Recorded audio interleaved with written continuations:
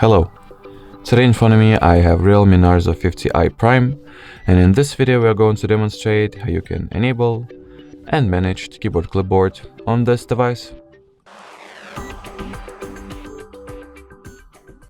So first of all, you want to launch the keyboard. In here, look for this very icon that stands for the clipboard itself. At the clipboard page, turn on this toggle in order for the clipboard to be activated. Next, if you would like to remove some of the elements you have over here, tap on the pencil, select what elements you would like to get rid of, and then tap on the trash bin.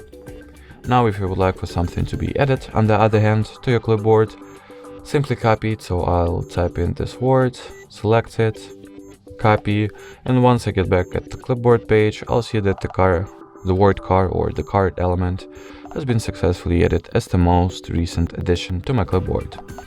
Alrighty, so that will be it for this video. Thank you so much for watching, and bye bye.